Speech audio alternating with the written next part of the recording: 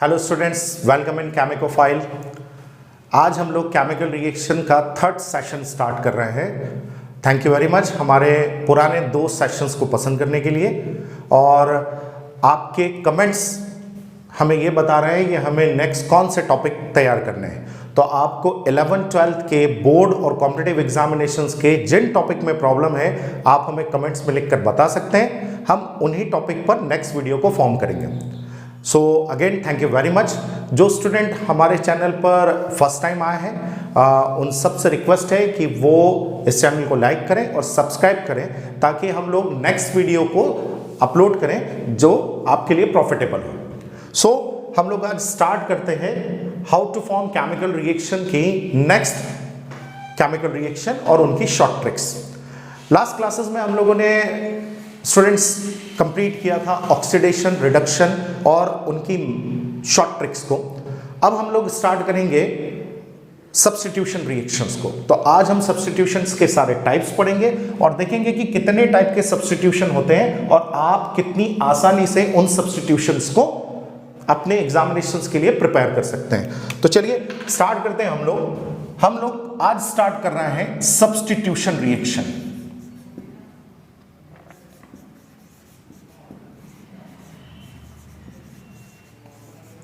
So student, first of all substitution का मतलब होता है कि जब अटैकिंग रिएजेंट सब्सटेंस के किसी एटम को हटाकर उसके जगह पर अपने आप को प्लेस कर दे। इस रिएक्शंस का नाम होता है सब्स्टिट्यूशन।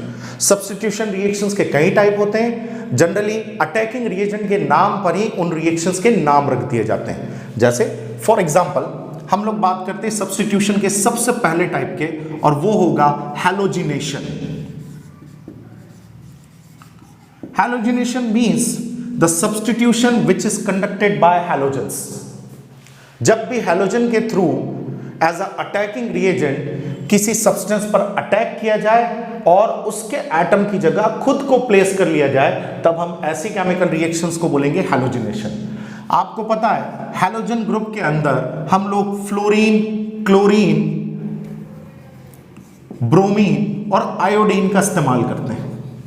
तो हम इनमें से जिन भी, स्पेशली इन 3 का, हम इनमें से जिन भी केमिकल का इस्तेमाल करेंगे उन्हीं के नाम पर हम लोग रिएक्शंस का नाम रखेंगे। सपोज करिए अगर आप सब्स्टिट्यूशन क्लोरीन के थ्रू कर रहे हैं then it is known as a chlorination. अगर ब्रोमीन के थ्रू हम लोग सब्स्टिट्यूशन कर रहे हैं तो ब्रोमीनेशन, और अगर यही रिएक्शन आयोडीन के थ्रू कराई जा रही है तो इसका नाम होगा आयोडीनेशन। हम लोग आज सबसे पहले क्लोरीनेशन की रिएक्शंस को देखेंगे। सो स्टूडेंट्स, क्लोरीनेशन की प्रोसेस जो है वो 2 पैटर्न पर होगी। फर्स्ट, पहला, इन प्रेजेंस ऑफ सनलाइट। जब हम लोग सब्स्टिट्यूशन की रिएक्शन और स्पेशली क्लोरीनेशन को सनलाइट के प्रेजेंस में कराएं, आपको ध्यान रखना है आप हमेशा सनलाइट के लिए सिंबल HNu का इस्तेमाल करेंगे। HNu जो हम लोगों ने हमारे 11th सेशन में या पुरानी क्लासेस में पढ़ा था, फोटोन के लिए रिप्रेजेंट होने वाला सिंबल जिसे प्लांक ने इस्तेमाल किया था। सो जब हम लोग सनलाइट की बात करेंगे हम इसी सिंबल का इस्तेमाल करेंगे फॉर प्रेजेंस ऑफ लाइट। अब इसके लिए एग्जांपल, तो बहुत सिंपल सा एग्जांपल हम फर्स्ट ले रहे हैं। CH4 methane reacts with chlorine in presence of sunlight. बहुत सिंपल सी रिएक्शन है जिसे हम लोग हमारे अर्लियर 10th क्लास में भी कंप्लीट करके आए थे। सब्स्टिट्यूशन का ये टाइप है।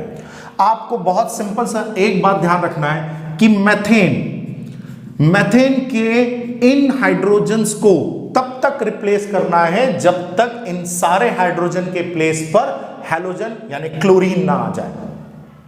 1 बाय 1 करके हम ये रिएक्शंस को कंप्लीट करेंगे और फिर देखते जाएंगे कि क्या बनता है। इसी रिएक्शंस को लिखने का एक पैटर्न हम और लिख सकते हैं और वो पैटर्न होगा स्ट्रक्चर फॉर्मेशन पर या स्ट्रक्चर फॉर्मूले के बेसिस पर। तो स्ट्रक्चर फॉर्मूले के बेसिस पर अगर हम रिएक्शंस को लिखना चाहें तो हम लोग लिख सकते हैं कि CH4 just like this when reacts with Cl2 in presence of sunlight. So simple होगा H combined with this Cl to form HCl और HCl यहां से रिमूव हो जाएगा। नाउ कार्बन की जो वैलेंसी फ्री हुई है उसके साथ बचा हुआ क्लोरीन ऐड हो जाएगा, तो हमारा केमिकल कंपाउंड बन जाएगा CH3Cl।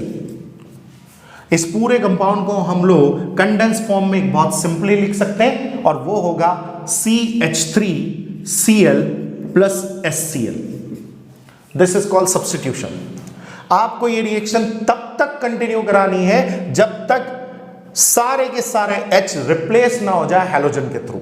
Means again this chemical compound CH3Cl reacts with Cl2 in presence of sunlight, then again one H combined with Cl to form HCl and remaining Cl combined with this, so the compound is formed CH2Cl2।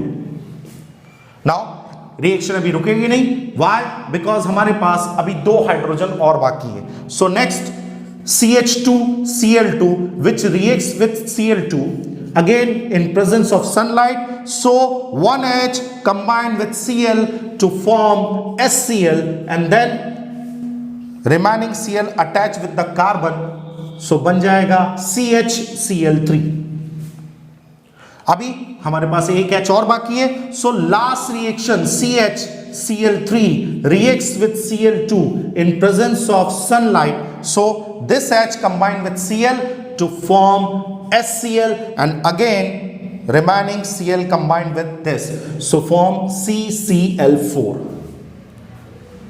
सो हमने start किया था उस compound से जिसमें carbon के साथ 4 hydrogen थे और हमारा एंडिंग प्रोडक्ट बना है वो जिसमें कार्बन के साथ 4 क्लोरीन या हैलोजन है। So this reaction is called halogenation, specially chlorination in presence of sunlight. The name of the compound is form only on the basis of this method. CH4 is called methane, but अब हम H को replace करते जा रहा है Cl से, सो this is called क्लोरोमैथेन। और आपको स्पेशली कहना है तो हम बोल सकते हैं monochloromethane. This is called dichloromethane, this is called trichloromethane और क्लोरोफॉर्म। क्लोरोफॉर्म आपको पता है एक एनेस्थेटिक ड्रग है जिसका यूज एनेस्थीसिया के पर्पस से किया जाता है। लास्ट कार्बन टेट्राक्लोराइड और टेट्राक्लोरोएथेन। सो जब भी हम क्लोरीनेशन की प्रोसेस कराते हैं सनलाइट की प्रेजेंस में, आपको शॉर्ट ट्रिक ध्यान में रखनी है कि आपको एल्काइल ग्रुप के सारे H रिप्लेस करने हैं हैलोजन के through. This is called halogenation process in presence of sunlight. हम इसके लिए अगला एग्जांपल, एक और एग्जांपल लेते हैं। इस एग्जांपल में हम लोग किसी फंक्शनल ग्रुप का यूटिलाइजेशन करेंगे और एक साथ सारे H को रिप्लेस कर देंगे। फॉर एग्जांपल हम लोग लेते हैं diethyl ether. So diethyl ether means C2H5O C2H5। Question form हुआ कि what happen when diethyl ether reacts with chlorine in presence of sunlight. So diethyl ether reacts with chlorine in presence of sunlight. हमारे दिमाग में आ जाना चाहिए process halogenation की है, sunlight की प्रेजेंस है, इसलिए एल्काइल ग्रुप के सारे हाइड्रोजन को हमको रिप्लेस करना है। रिप्लेस करना है, एक एल्काइल ग्रुप ये है, एक एल्काइल ग्रुप ये है। हम वन टाइम में सारे H को रिप्लेस करेंगे। So total H 5 and 5 10। मुझे 10 हाइड्रोजन को रिप्लेस करने के लिए इससे डबल क्वांटिटी में हैलोजन्स चाहिए। Why? Because 10 hydrogen combined with 10 Cl to form 10 HCl। और अब बचे हुए हाइड्रोजन के प्लेस पर उतनी ही क्वांटिटी में हैलोजन्स जाएंगे। सो हमारा कंपाउंड सिंपल सा बनेगा C2। अब मैं H की जगह लिखूंगा Cl5O C2Cl5। So total quantity of the chlorine is 20। सो हम यहां पर इसको ले लेंगे 10 Cl2 मींस 20 क्लोरीन। बनने वाला हमारा कंपाउंड है perchloro diethyl ether. Definition simple है, when diethyl ether reacts with chlorine in presence of sunlight to form perchloro diethyl ether.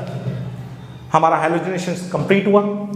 Suppose करो इसी रिएक्शन को हम लोग सनलाइट की एब्सेंस में कंप्लीट कराते हैं। सो नाउ हम सेकेंड स्टेप में इसी डाइथाइल ईथर को अब लिखेंगे CH3 CH2O CH2 CH3।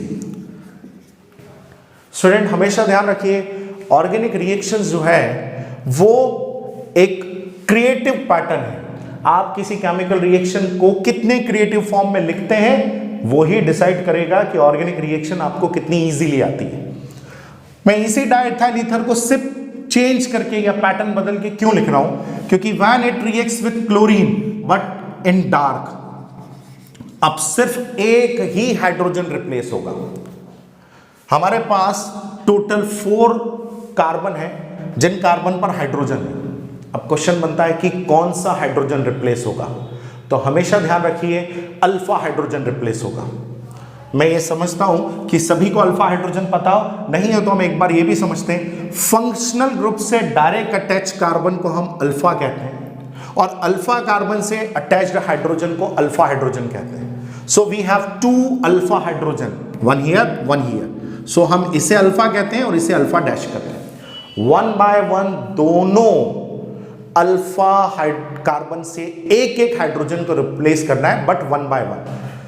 First of all ये हाइड्रोजन कंबाइंड होगा Cl से और फॉर्म करेगा HCl और बचा हुआ Cl जो है वो इस हाइड्रोजन के प्लेस पर पहुंचेगा। सो कंपाउंड बनेगा CH3 CH Cl O CH2 CH3। हमारा कंपाउंड अभी भी डाइथाइल ईथर है, सिर्फ इसमें चेंजेस ये हुआ है कि अल्फा पोजीशन पर एक क्लोरो आ चुका है। सो हम नाम देंगे alpha chloro di ethyl ether. Diethyl ether and this one is called alpha chlorodiethyl ether. Again this molecule reacts with Cl2 in dark.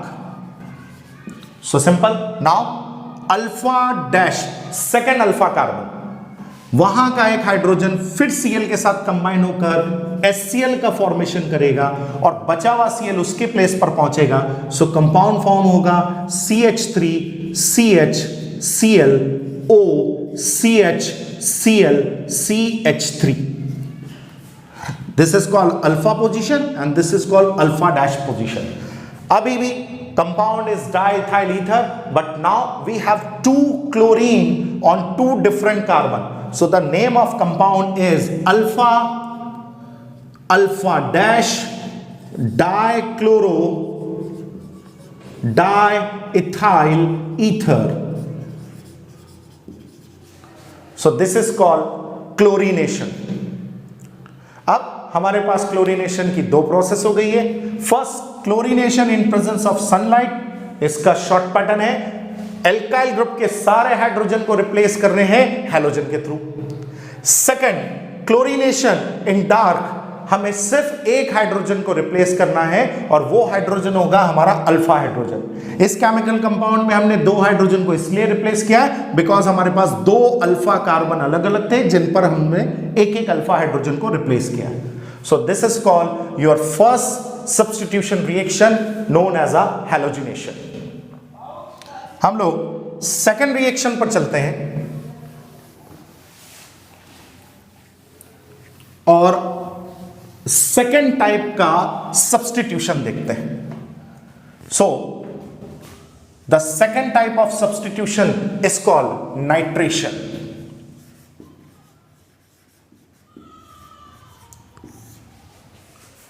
Nitration का मतलब होगा रिएक्शन विथ नाइट्रिक एसिड। बहुत सिंपल है, जब भी किसी केमिकल कंपाउंड की reaction nitric acid से कराई जाएगी और वो केमिकल रिएक्शन सब्स्टिट्यूशन रिएक्शन होगी तो हम उसे बोलेंगे नाइट्रेशन। नाइट्रिक एसिड का फॉर्मूला सभी को पता होता है HNO3, बट हम हमारी केमिकल रिएक्शन को सिंपल बनाने के लिए इसका स्ट्रक्चर फॉर्मूला देखेंगे। नाइट्रिक एसिड का स्ट्रक्चर फॉर्मूला होता है nitrogen combined with oxygen through a double bond, combined with oxygen through a single bond, then H, and one oxygen is formed, coordinate bond with nitrogen. So this is called structure formula of nitric acid, HONO2. हम इसी structure फॉर्मूले का use करेंगे और short form में nitric acid को लिखेंगे HONO2, HONO2, HONO2. सो जब भी आपको नाइट्रेशन की प्रोसेस करानी है और स्पेशली सब्स्टिट्यूशन रिएक्शंस के लिए, आप नाइट्रिक एसिड को ऐसा ना लिखकर आप इस फॉर्म में लिखें, रिएक्शन आपके लिए बहुत इजी होगी. एग्जांपल लेते हैं. सपोज करिए हम हेक्सेन का एग्जांपल लेते हैं. So hexane C6H14 reacts with nitric acid HNO3. Students के लिए प्रॉब्लम होती है क्या बनाएं. लेकिन अगर इसी रिएक्शन को लिखने का पैटर्न हम थोड़ा सा चेंज करते हैं कि मैं हेक्सेन को लिख रहा हूं C6H13H, मैंने इसके एक H को आइसोलेट करके अलग लिखा, plus nitric acid HONO2, then it's a very simple. हमें मालूम पड़ जाएगा कि यहां से H और यहां से OH बाहर जाएगा. सो H और OH बाहर निकला H2O के फॉर्म में. नाउ बचे हुए दोनों सब्सटेंस को आपस में जोड़ना है. सो कंपाउंड बिकम C6H13NO2 और इसका नाम होगा nitro. NO2 means nitrohexane. Nitration process complete. Definition: when hexane reacts with nitric acid to form nitrohexane, this process is conducted in presence of concentrated sulfuric acid. अभी हम आगे पढ़ेंगे कि concentrated sulfuric acid एक डिहाइड्रेटिंग एजेंट की तरह use होता है जब हम लोग डिहाइड्रेशन की प्रोसेस को कंप्लीट करेंगे. अगर यही रिएक्शन को हम एरोमेटिक फॉर्म में लेके जाएं, सपोज करो हम बेंजीन ले लें. सो बेंजीन के एक H को मैं ओपनली लिख रहा हूं ताकि हमारे लिए रिएक्शन जो है वो इजी हो जाए. So when benzene reacts with nitric acid HONO2, so it's a simple in presence of concentrated acid that this H combined with this OH to form H2O and NO2 is attached with the benzene ring, so the compound is known as a nitrobenzene. Nitrobenzene. So it's a simple chemical reaction. When nitric acid involved in the substitution, तो हमारी reaction का नाम होगा nitration. Nitric acid HNO3 को हम लोग HONO2 की तरह प्लेस करेंगे. इससे रिएक्शन में हमें मालूम पड़ जाएगा कि बॉन्ड कहां से ब्रेक होना और वो बहुत इजीली होगा. हमने एग्जांपल के तौर पर हेक्सेन लिया. हेक्सेन की रिएक्शन नाइट्रिक एसिड से कराई. हमने यहां हेक्सेन के H को नाइट्रिक एसिड के OH के साथ कंबाइन किया, H2O फॉर्म किया और बचे हुए सब्सटेंस को आपस में ऐड किया, कंपाउंड का फॉर्मेशन हुआ. सेम प्रोसेस हमने बेंजीन के साथ की. बेंजीन के H को हम लोगों ने नाइट्रिक एसिड के OH के साथ रिमूव किया और हमारा नाइट्रोबेंजीन बन गया.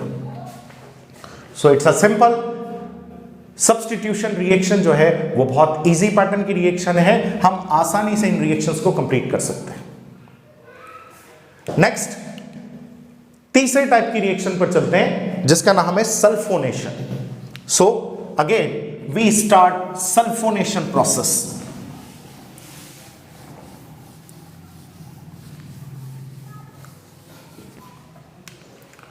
सो third type of the substitution, उसे हम लोग बोलेंगे सल्फोनेशन.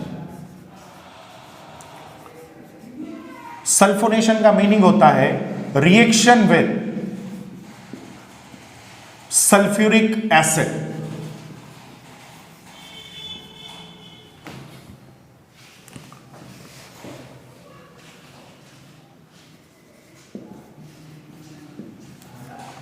सल्फ्यूरिक एसिड को हम लोग H2SO4 से रिप्रेजेंट करेंगे और स्ट्रक्चर फॉर्मूला जो कि सल्फ्यूरिक एसिड का यूटिलाइज किया जाएगा वो होगा S central atom, OH, OH, यहां कोऑर्डिनेट बॉन्ड ऑक्सीजन के साथ और यहां कोऑर्डिनेट बॉन्ड ऑक्सीजन के साथ.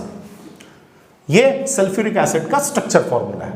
हम इस स्ट्रक्चर फॉर्मूले में यूज करेंगे HO SO3H का फॉर्म। सो हम जो फॉर्मूला यूटिलाइज करेंगे वो बनेगा HOSO3H।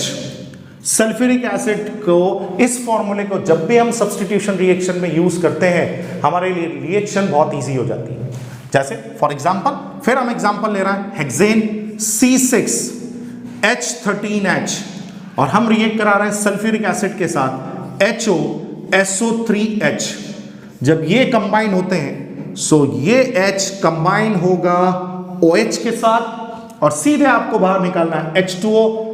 बचे हुए सभी को ऐड करके एक कंपाउंड बनाना है। सो कंपाउंड इज C6H13SO3H।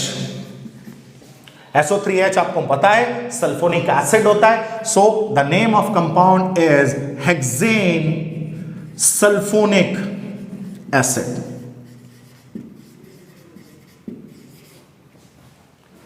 सेम अगर हम दूसरा एग्जांपल लें और इसी प्रोसेस को बेंजीन के साथ कराएं,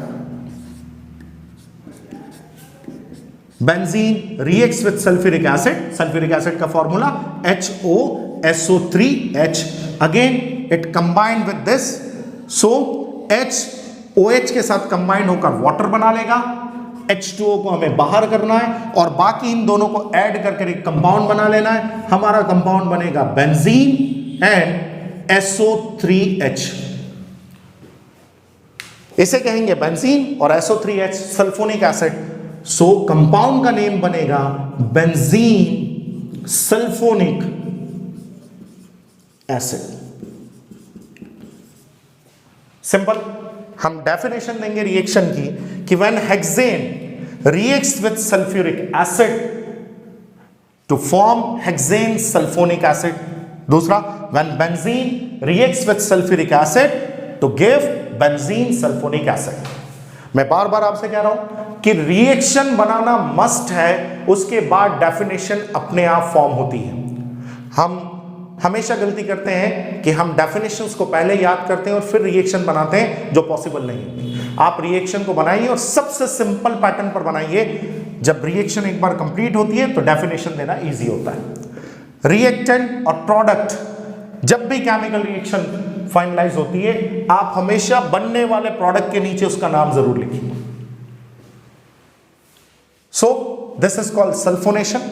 हम नेक्स्ट केमिकल रिएक्शन की तरफ चलते हैं और हमारी नेक्स्ट केमिकल रिएक्शन जो है सब्स्टिट्यूशन की, वो होगी एल्काइलेशन।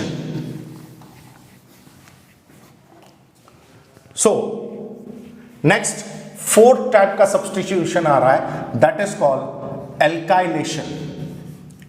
एल्काइलेशन का मतलब होता है रिएक्शन विद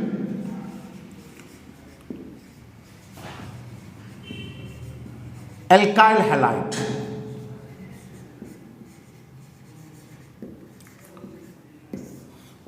अब एल्काइल हैलाइड क्या होता है? एल्काइल है R और हैलाइड होता है X। इसी को हम लोग हेलो एल्केन भी कहते हैं। हम R की जगह चाहे तो मिथाइल ले सकते हैं, चाहे तो इथाइल ले सकते हैं, और X की जगह चाहे तो क्लोरो ले सकते हैं, चाहे तो ब्रोमो ले सकते हैं। So it's form methyl chloride, ethyl chloride. जब हम दोनों जगह ब्रोमो ले लेंगे, मिथाइल ब्रोमाइड, इथाइल ब्रोमाइड। अगर आयोडीन ले लिया so methyl iodide and ethyl iodide. So जब भी रिएक्शन, सब्स्टिट्यूशन की रिएक्शन एल्काइल हैलाइड के थ्रू कंडक्ट होगी, उस रिएक्शन को हम लोग बोलेंगे एल्काइलेशन। सपोज हम एग्जांपल लेते हैं benzene. When benzene reacts with methyl chloride, मैं मिथाइल क्लोराइड को इस तरह से लिखता हूं ताकि रिएक्शन इजी हो। प्रेजेंस है एनहाइड्रस एल्यूमिनियम क्लोराइड की। सो जस्ट अ सिंपल, ये H कंबाइन हो जाएगा Cl के साथ और फॉर्म करेगा HCl, और CH3 जो है इसके साथ कंबाइंड होगा और कंबाइंड होकर एक बहुत फेमस केमिकल कंपाउंड देगा जिसको हम लोग बोलते हैं टोलुइन। सो जब भी सब्स्टिट्यूशन रिएक्शन एल्काइल हैलाइड के थ्रू कंडक्ट हो, हम उस केमिकल रिएक्शन का नाम रखेंगे एल्काइलेशन। एल्काइलेशन में आपको बहुत सिंपल सी प्रोसेस करना है। हैलोजन को हाइड्रोजन के थ्रू कंबाइन कर उसे बाहर करना है और सब्स्टिट्यूट करके आपको मिथाइल ग्रुप को या एल्काइल ग्रुप को प्लेस करना है उस हाइड्रोजन के प्लेस पर। So this is called alkylation. ये हमारे सब्स्टिट्यूशन का 4th टाइप कंप्लीट हुआ। नाउ अगेन हम नेक्स्ट टाइप पर चलते हैं। Next type of a chemical reaction is called acylation और acylation. This is called 5th type of the chemical reaction और 5th type of chemical reaction होगा acylation. Acylation का मतलब होता है reaction with acid halide.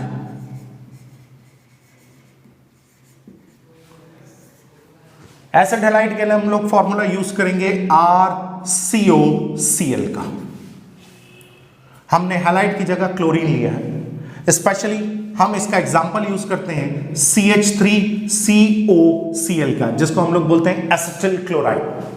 Common name compound का acetyl chloride है। जब भी हम सब्स्टिट्यूशन की रिएक्शन इस एसिटिल क्लोराइड के थ्रू कराएंगे, हमारे सब्स्टिट्यूशन का नाम होगा एसाइलेशन। हम एग्जाम्पल देखते हैं। एग्जाम्पल में हम फिर बेंजीन ले रहे हैं और बेंजीन की रिएक्शन हम लोग करा रहे हैं एसिड हैलाइड या एसिटिल क्लोराइड से। मैं इसे लिखने का पैटर्न इस तरह से करता हूं, C+O CH3। So simple, H combined हो जाएगा Cl के साथ और फॉर्म करेगा हाइड्रोक्लोरिक एसिड मतलब HCl, और बचा हुआ कंपाउंड जिस वैलेंसी पर से कार्बन फ्री हुआ है वही वैलेंसी के थ्रू आपको यहां पर उसे अटैच करना है। इस बात का ध्यान हमेशा रखें, बॉन्ड जहां से ब्रेक हो रहा है, वैलेंसी जिस एटम की फ्री हो रही है, हमें उसी जगह पर हमारे नए रेडिकल्स को लाकर जोड़ना है। सो ये बनेगा C+O और CH3। So the reaction is called acylation. तो हमारे सब्स्टिट्यूशन के पूरे 5 टाइप हुए। सो स्टूडेंट, नेक्स्ट रिएक्शन पर हम लोग आते हैं और वो होगा हमारा एडिशन रिएक्शन।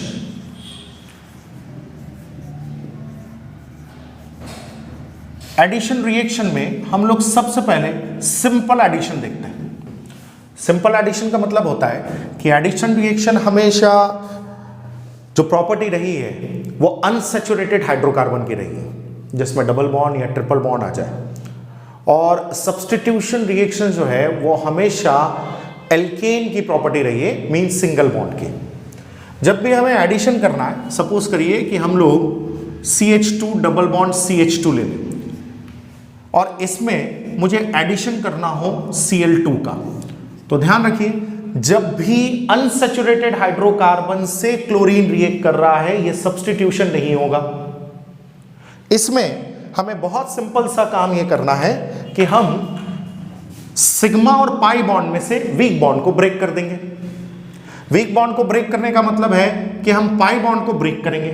जैसे ही पाई बॉन्ड ब्रेक होता है, दोनों कार्बन की एक वैलेंसी फ्री हो जाएगी और हम इन दोनों हैलोजेंस को 1 बाय 1 जो है इन कार्बन पर अटैच करा देंगे।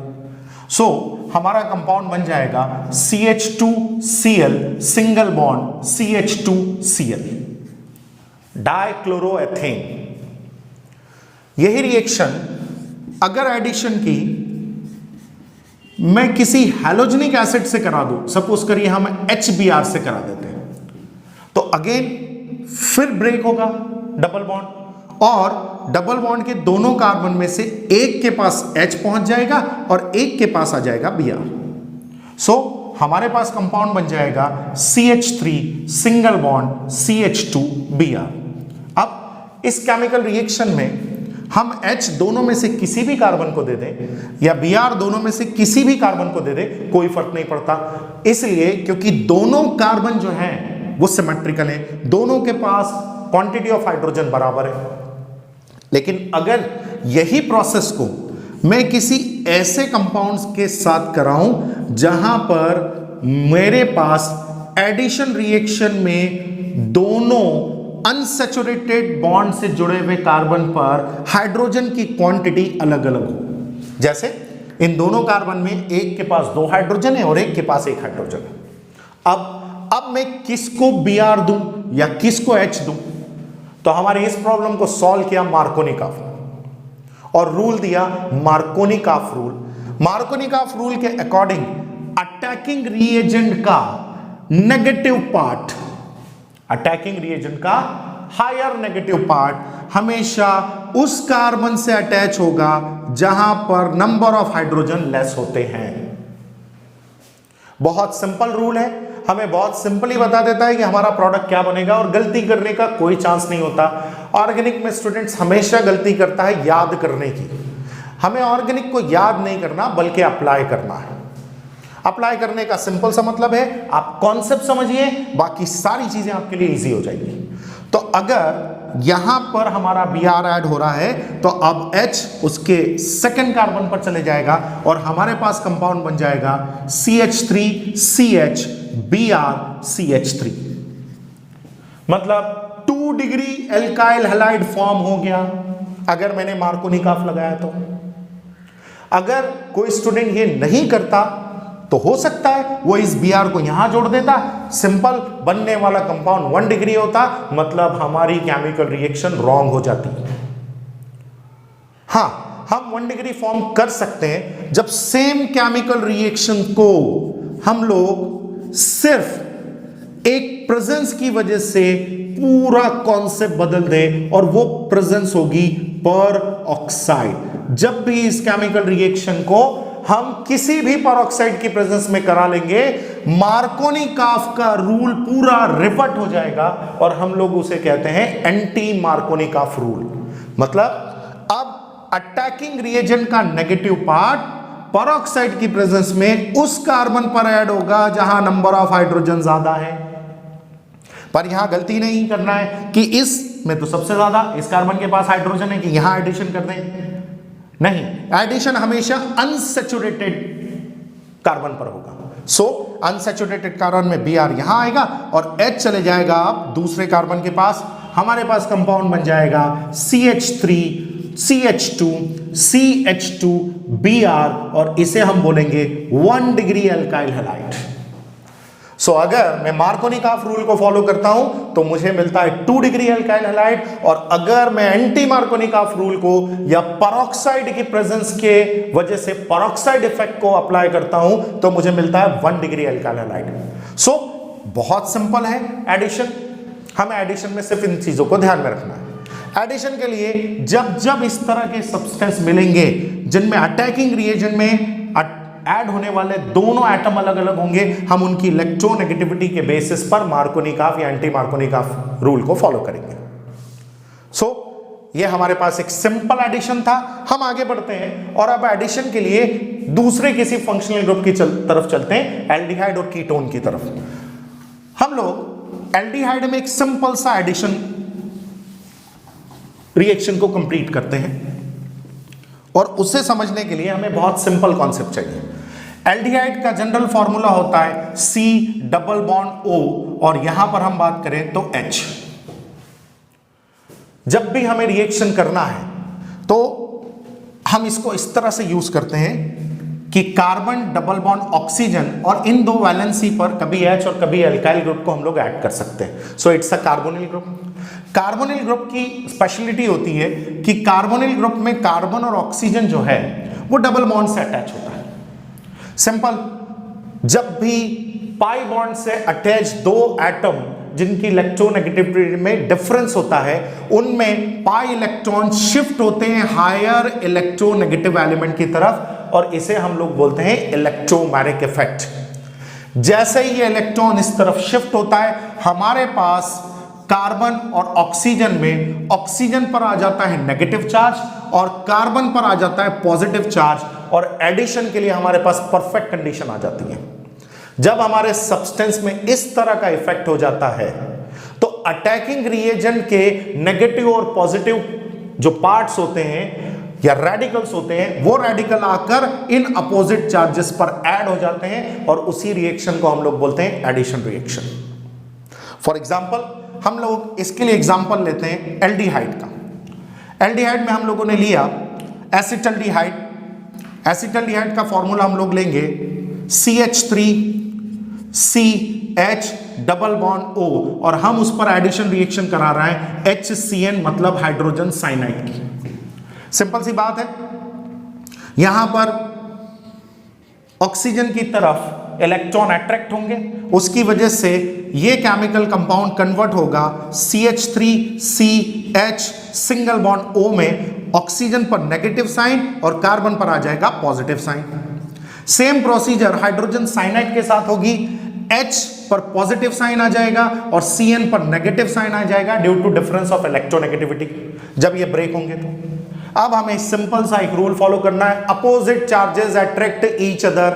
इसका मतलब होगा कि इस नेगेटिव पर अटैकिंग रिएजेंट का पॉजिटिव पोर्शन जुड़ जाएगा और इस पॉजिटिव पर अटैकिंग का नेगेटिव रेडिकल जुड़ जाएगा और एडिशन रिएक्शन कंप्लीट हो जाएगी। तो जब हम इन दोनों की रिएक्शन कराएंगे हमारे पास आएगा CH3 सिंगल बॉन्ड CH। अब मुझे एक बॉन्ड को ब्रेक करना है और O के साथ अटैच करना है H को और कार्बन के साथ अटैच करना है Cn को। So it's a simple. Acetaldehyde ने हाइड्रोजन साइनाइड से रिएक्ट किया और एक एडिशनल कंपाउंड बनाया, नाम होगा acetaldehyde cyanohydrin. So simple, when acetaldehyde reacts with hydrogen cyanide to form acetaldehyde cyanohydrin, यही प्रोसेस अगर हम फॉर्मल्डिहाइड के साथ कराते तो फॉर्मल्डिहाइड साइनोहाइड्रिन बनता, अगर हम एसीटोन के साथ कराते तो एसीटोन साइनोहाइड्रिन बनता। हमें सिर्फ इतना ध्यान रखना है कि अगर मैं कार्बन की इन दोनों वैलेंसीज को CH3 से सेटिस्फाई करता तो ये बन जाता एसीटोन, तो यहां पर भी हमें एसीटोन लेता, कंपाउंड का नाम होता एसीटोन साइनोहाइड्रिन। अगर मैं दोनों जगहों पर कार्बन की इन दोनों वैलेंसीज को सिर्फ हाइड्रोजन से सेटिस्फाइड करता तो मेरे पास बन जाता फॉर्मल्डिहाइड, तो बनने वाले कंपाउंड का नाम होता formaldehyde cyanohydrin. So this is called our addition reaction. हम किसी भी कार्बोनिल ग्रुप वाले कंपाउंड में इस तरह के एडिशन रिएक्शन को कंप्लीट कर सकते हैं। नाउ हम नेक्स्ट रिएक्शन की तरफ बढ़ते हैं। एडिशन के बाद नेक्स्ट जो केमिकल रिएक्शन होगी वो होगा डिहाइड्रेशन।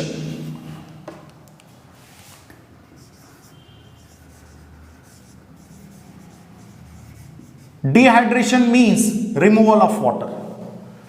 जब भी किसी केमिकल रिएक्शन में वाटर रिमूव हो जाता है हम उसे हमेशा डिहाइड्रेशन रिएक्शन कहते हैं, लेकिन इस वाटर को रिमूव करने के लिए हमें किसी डिहाइड्रेटिंग एजेंट की जरूरत होती है और सबसे पहले उन्हीं डिहाइड्रेटिंग एजेंट्स के हमें नाम याद करने हैं। डिहाइड्रेटिंग एजेंट्स जो हैं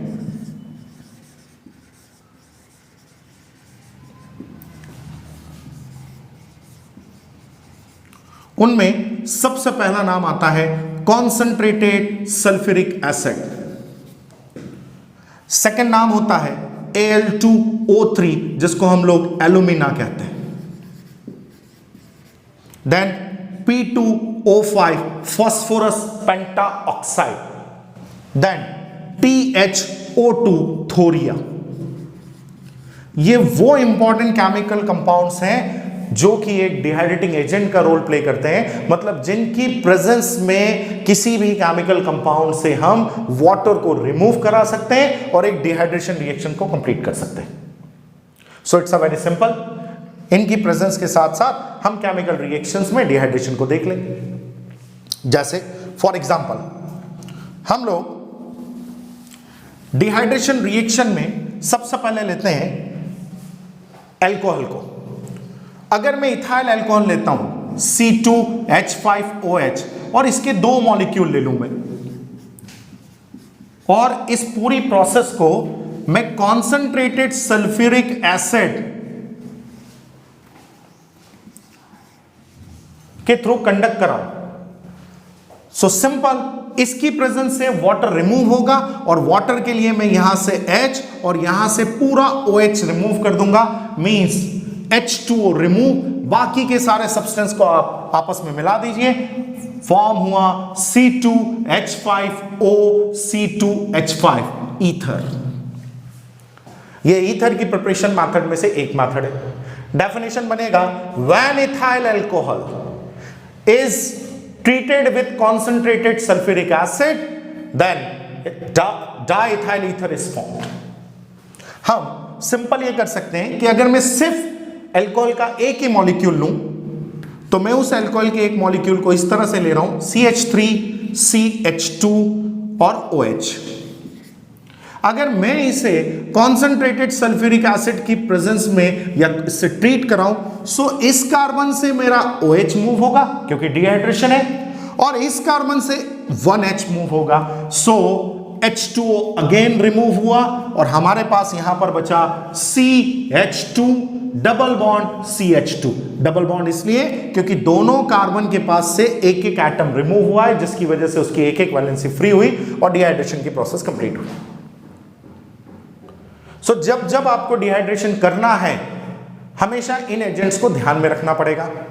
हमें इन्हीं के बेसिस पर केमिकल रिएक्शन को आइडेंटिफाई करना पड़ेगा। सपोज करिए आपको क्वेश्चन बना what happen when acetamide is treated with phosphorus pentoxide. So I know the formula of acetamide is CH3CONH2 is treated with phosphorus pentoxide means P2O5। मुझे याद है कि P2O5 एक डिहाइड्रेटिंग एजेंट है, इसलिए बहुत सिंपल सी एक ही काम करना है मुझे कि यहां से वाटर निकालना है। वाटर के लिए मुझे 2 हाइड्रोजन और 1 ऑक्सीजन यही मिल रहा है। मैं इन दोनों के बेसिस पर वाटर मॉलिक्यूल को रिमूव करता हूं और बचे हुए सब्सटेंस को लिखता हूं तो मेरे पास कंपाउंड बनेगा CH3CN मतलब methyl cyanide. So it's a very simple method. हम यही प्रोसेस को एसिटिक एसिड में भी यूटिलाइज करते हैं, हम इसी प्रोसेस को बाकी के केमिकल कंपाउंड में भी यूटिलाइज करते हैं और फिर डिहाइड्रेशन की प्रोसेस पर बनाते हैं। फॉर एग्जांपल हम एक रिएक्शन और लेते हैं। आपको हर केमिकल रिएक्शन के लिए क्वेश्चन में हिंट दिया जाता है जिस हिंट के बेसिस पर हम उस रिएक्शन को कंप्लीट कर सकते हैं। सपोज करिए हमें आया कि what happen when acetic acid treated with ammonia. So when acetic acid treated with ammonia, first of all, whole NH3 is attached with the compound and form CH3COONH4 जिसको हम अमोनियम एसिटेट कहते हैं। अब यह अमोनियम एसिटेट एक intermediate product है, mid product है। इससे आगे जाने के 2 रास्ते हैं जो आपको क्वेश्चन में होगा। आपको मिला कि what happen when ammonia reacts with acetic acid, किसी कोई प्रेजेंस कोई डिहाइड्रेटिंग एजेंट नहीं है, देन आप इसकी अगली स्टेप में ओनली 1 मॉलिक्यूल ऑफ वाटर निकालेंगे, मींस 2 हाइड्रोजन और 1 ऑक्सीजन। जब आप सिर्फ एक ही वाटर का मॉलिक्यूल निकालेंगे तो बनने वाला कंपाउंड होगा CH3CONH2 means amide, CH3CONH2। But अगर इसी केमिकल रिएक्शन को मैं P2O5 की प्रेजेंस में कंडक्ट कराता हूं, क्वेश्चन बनता है what happen when acetic acid reacts with ammonia in presence of P2O5। So P2O5 एक स्ट्रॉन्ग डिहाइड्रेटिंग एजेंट है। आपको सारे H और सारे O निकालने पड़ेंगे, मींस यहां से कंप्लीट डिहाइड्रेशन होगा, यहां पार्शियल हुआ, यहां कंप्लीट वाटर मॉलिक्यूल निकला और यहां बन गया CH3CN। सो अगर हम बिना डिहाइड्रेटिंग एजेंट की प्रेजेंस में कराते हैं तो पार्शियल डिहाइड्रेशन हुआ है जिससे हमें अमाइड मिला है, और अगर किसी डिहाइड्रेटिंग एजेंट की प्रेजेंस में कराते हैं तो हमें एक कंप्लीट डिहाइड्रेशन मिला जिससे हमें साइनाइड मिल गया। So student it's a very simple. Her chemical reactions को बनाना आसान है, हमें केमिकल रिएक्शंस को याद नहीं करना है। ये तीनों सेशन आपको मिलकर हर तरह की केमिकल रिएक्शंस को कंप्लीट करने में हेल्प करेंगे। आपके सिलेबस की जितनी केमिकल रिएक्शंस हैं वो इन्हीं सारे पैटर्न्स को फॉलो करती हैं। हमें ध्यान सिर्फ इतना रखना है कि हम उनमें से किस रिएक्शन को बना रहे हैं। सो फर्स्ट ऑफ ऑल आप क्वेश्चन को बहुत अच्छे से पढ़ें। क्वेश्चन पढ़कर आप ये डिसाइड करें कि रिएजेंट और सब्सटेंस क्या है और स्पेशली प्रेजेंस किसकी है। रिडक्शन किसकी प्रेजेंस में हो रहा है, ऑक्सीडेशन किसकी प्रेजेंस में हो रहा है, डिहाइड्रेशन हो रहा है तो किसकी प्रेजेंस है। आपको ये प्रेजेंस जो है वो हिंट कर देता है कि आपको रिएक्शन को कौन से डायरेक्शन में लेके जाना है।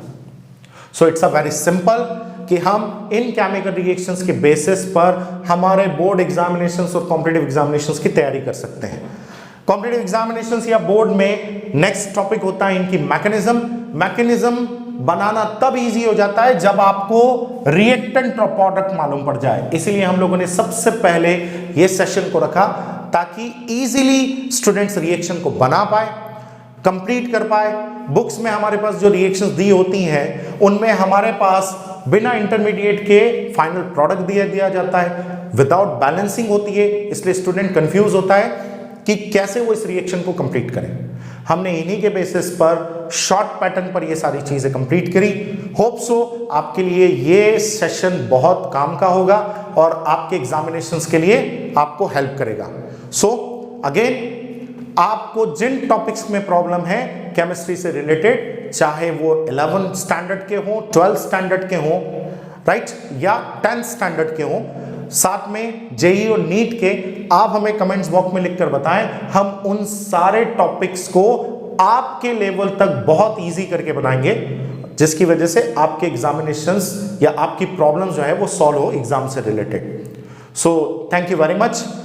नेक्स्ट सेशन में हम लोग स्टार्ट करेंगे कॉमन सबसे मेन रिएक्शन जिनको नेमिंग रिएक्शंस कहते हैं, एल्डिहाइड, कीटोन और बाकी के कंपाउंड्स की। So thank you very much.